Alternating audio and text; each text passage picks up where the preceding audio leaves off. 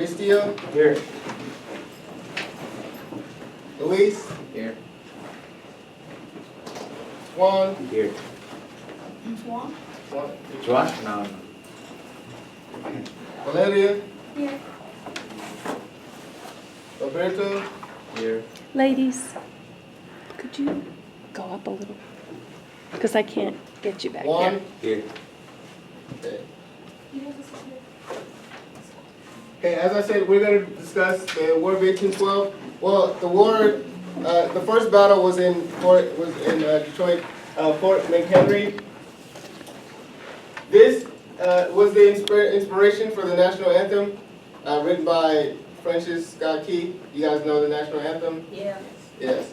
There's a line where he says, bombs bursting in air. Well, as you can see here, the bombs, once they hit the air, they explode. The fort is right here, and the ships, the British ships here, are shooting cannons at the fort. And he was actually he was there. I can't remember why he was there, but he was there within the fort when it occurred, and that he began writing what was going on, and that became the basis for the national anthem. This is a fight within Canada. Now, as you can see here, what does it look like right here? What do those people look like? Native American. Yes, Native Americans. They call them Indians, but they're really Native Americans. Indians, they're from India. So, just, Native American. yeah, just call them Native Americans. Well, if this is a battle in Canada and these are Native Americans, what would that tell you about Canada? They were fighting. They They didn't have a good community. Yeah, they were ambushed. They had a good community with them. Yeah, they had a community there, but maybe there was tension within the community. Well, Native Americans weren't really fighting for economic gains. They were fighting for land. They were trying to protect their land. And these are U.S. soldiers going into Canada. Why do you think they're going into Canada? Huh? Why do people usually fight wars? To get land. Yeah, for land. Money. For land, money, also resources, goods. This is a proclamation. This is a declaration of war by James Madison. As you can see, his name is down here. Now, during this time, who is James Madison? Can someone tell me who James Madison is during this time period? Do you think you know? Huh? He was the second president? Yes, he was the president. He was the president during this period. He's declaring war on Great Britain and Native Americans. This is a battle within New Orleans. We had a territory there. Here you can see, this is Andrew Jackson. He's leading the charge. This is an important war for him because this is where he gains most of his notoriety. He becomes known as a great general during this war. Who's on this side? The What is it? British. Yes, the British. The British are here, as you can see here by this wall, this must be a fort. And the British are sending ships, their navy, and their infantry to attack New Orleans. We had just gained this territory, and there were still other European countries down in the Louisiana territory. This is another picture from the Canada battle. This is a British general. He's actually dying on the battlefield. As you can see here, these are American troops. This is Lake Erie. Does anyone know where Lake Erie, one of the 5 Great Lakes, is over in there, the Detroit area? This is actually where one of the battles began, the Battle of Lake Erie. Now, who does this look like? Does this look like a male right here? Looks like a man. Looks like a man? It What? looks like Can't see. it looks like that. What, do they look like soldiers? Do they, No, they look Civil- like foreigners. civil. foreign, civilians, Yeah, they're civilians. They were on the ship as they were being attacked. They were just going about their normal lives. They were being attacked. They needed to be taken away to safety. Because there were a lot of surprise attacks during this war. And on a lake, while you're, just being, just a regular ship worker, a dock worker, you don't expect to be attacked by a Navy. And that's exactly what happened. They needed to take them to safety. As you can see here, this is a woman. Usually women aren't participating in war. This is another picture from the Canada battle. And as you can see in this picture right here from Canada, who does this look like? Those slaves. Yeah, a slave. So they used slaves during this battle to carry around goods. As you can see here, a weapon. You can see here, this person is not dressed as a soldier. He must be a farmer, or he could be a servant, indentured servant, maybe. So they used slaves during this battle. That's one of the observations you can make about the War of 1812. This building here, They set it on fire. huh? They set it on fire. Yeah, it's on fire, but what does the building look like? The White House. Yes, the White House, which is in Washington D.C., the Capitol. This is the first and only time that the Capitol would be burned down within the United States during this war. After this war, they set measures in to prevent this from ever happening again. Why would that be? Who lives in the White House? Yes, the president. He's the most important person within the country. He knows all of the country's secrets, with the inner workings of the country. He knows where all the defenses are. So they don't want him to be captured. Who are these people? British, yes. When they capture the president, we're over. So they don't want that to happen again. This is a political cartoon. In the background is the White House burning, and different factions within the United States are complaining about that occurring. Now, this is a very important piece because this is what is known as propaganda, negative imagery used against the Native Americans. Who does this look like? A white. Yeah, a white woman. And what does it look like the Native Americans are doing? They're trying to kill. Yes, so now this brings up ideas within the United States citizens that Native Americans are attacking their women. So you see this as a citizen, as a white male citizen within the United States, you're like, okay, I'm gonna take up arms against the Native Americans. This justifies them killing their whole tribes and just wiping them out as a people because they think that all Native Americans act like this. This is a use of like racial imagery for inappropriate gains. We're gonna go into groups. We're gonna form into small groups, and there's different artifacts just like this from the War of 1812. You're gonna make observations on those artifacts, similar to what we did here.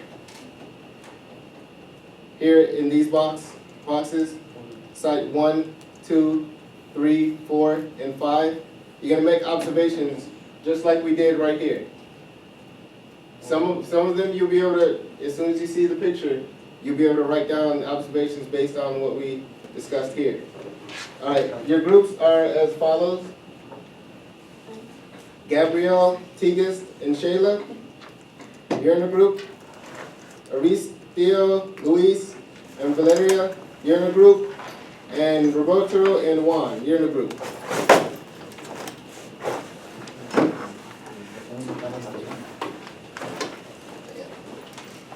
And Shayla's group, Shayla, Tigas, and Gabrielle, you're gonna start at 1. Aristo, Luis, and Valeria, you're gonna start at 2, station 2. And Juan and Roberto, you're gonna start at station 3.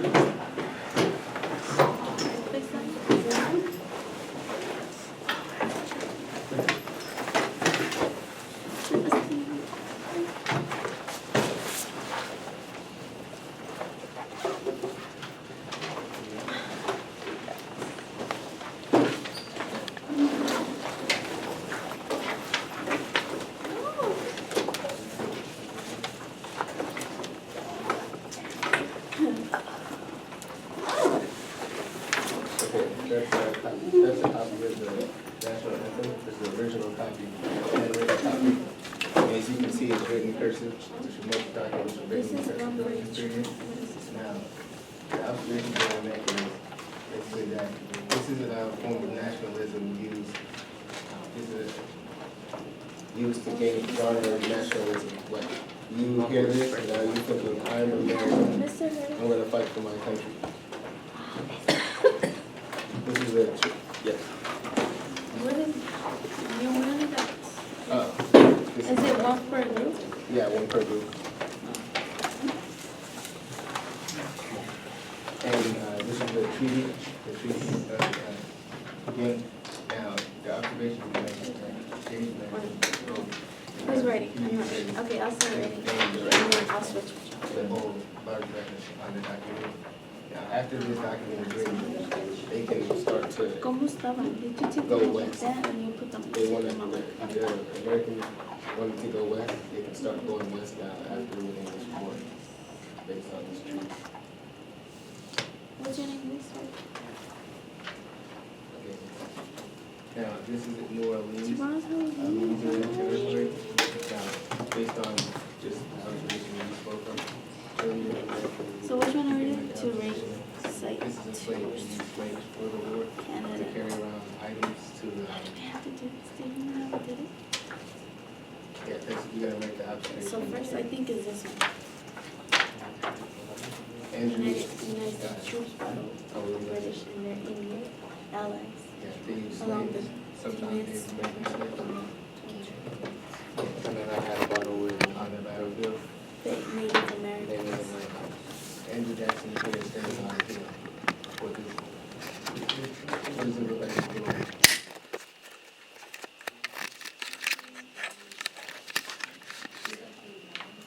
So, what they have in one hand, he's leading. I want the right So small if he's right. leading them, who usually leads the battle? What rank in the military do you think he has?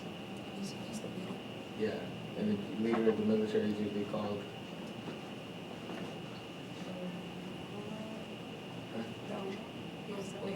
Yeah, the general. He's a general, so he's a general in this, yeah, the general is in the war. Commanding troops. Well, this right here, are they wearing uniforms? No. So what does that mean? Well, they're Americans, but what type of? They're farmers. They're farmers, and they took up arms to defend Yes. So they're a militia. Yeah, a militia within New Orleans. And based on this picture, who's on this side? The British, and they're sending their Navy and their infantry. So, The British general led yes, in Ontario. Canada was ran by the British during this time, and the Native Americans lived there as well. So why would the United States want to send troops to Canada? To help them fight or to control them. Yes, to gain control of what? And The marriage. Yeah, the land. The land. And as you can see here, he's dying on the battlefield, which must mean that the British are losing the battle here within Canada. And if you look, you can see there are multiple Native Americans. So what does that mean about Canada? Does that have a good community with the Native Americans? Yes, there are a good amount of Native American people living in Canada. And if they don't have, if they're not fighting for resources, then what must they be fighting for? Land. Yeah, they're trying to protect their land.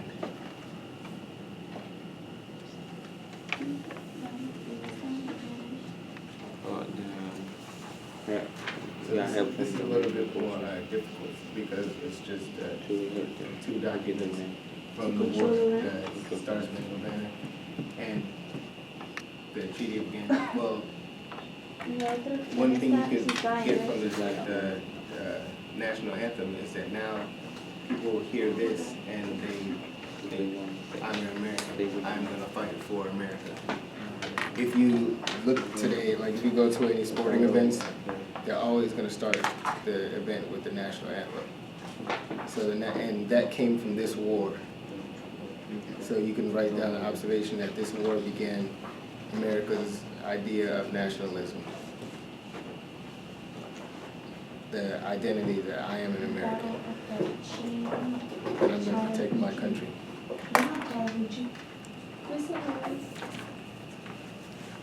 Yes. Chateauguay.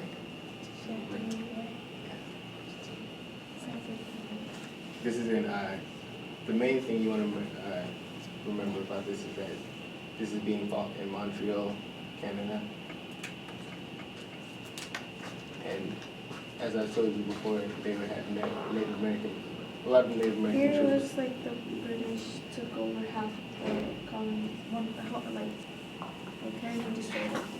Well, yeah, they had, that's because the British already had control of Canada during this period. Do you remember the fur trade that was going on in Canada? Yeah, the British had a large stake in that. And the United States sent troops in order to take that, take those resources and take that land away from the British.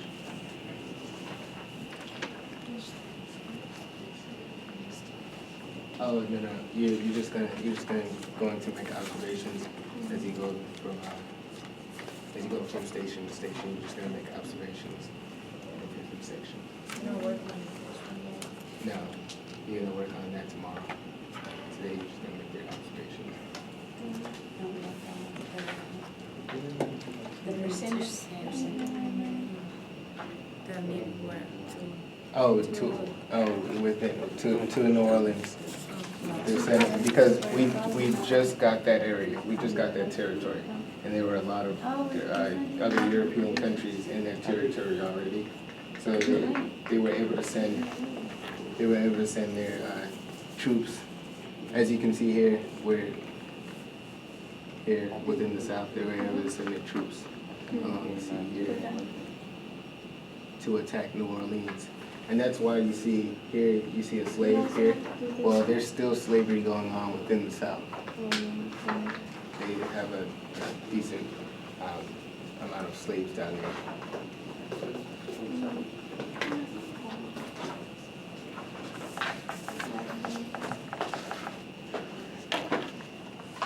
Once you're done, you can move on to the next station. We don't have to do this one? Oh no, you're only gonna make your observations. All right. Then tomorrow you're gonna do the other side of the page in your groups. Let's go to 1. So if you're at 1, you're gonna go to 2. If you're at 2, you go to 3. 3 goes to 4.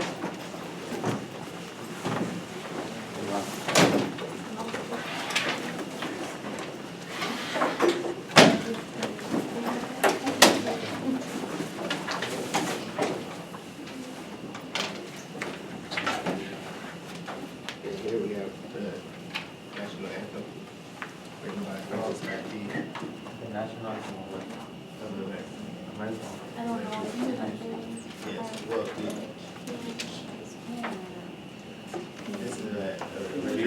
this is the original handwritten copy. This is just so you can read the lyrics. Now, yes, it's important because in every event here, they started off with the national, yes. Every sporting event, every ceremony, they start off with the national anthem. Well, that began within this war. And the idea of nationalism began once this was written. So the idea that I'm an American, and I'm gonna fight for my country, yes, starts. So that's a good observation to make. Here with the Treaty of Ghent, whose name is in bold here? James Madison. Yes, so he must be the, yes. He must have written it, and he's the most important person in the country during this time.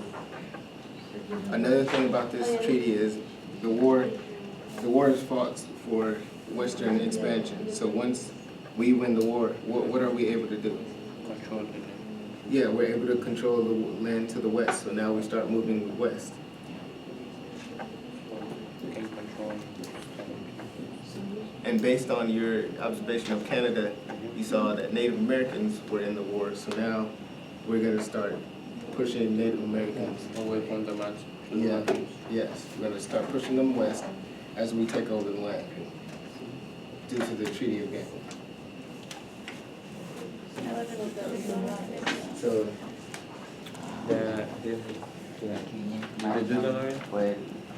as we went over before, what is this building? White House. It's burning. They reached Oh, they- Washington it's in the DC. national- I just said that James Madison. And they're burning it. Well, on the inside here, Started the national anthem. you see Dolly Madison. Who Because do you think she is? you know why we Yes, the wife of James Madison, the president. they Well, don't fight for The the president, he's the most important figure in the United States. So he's being taken away to safety.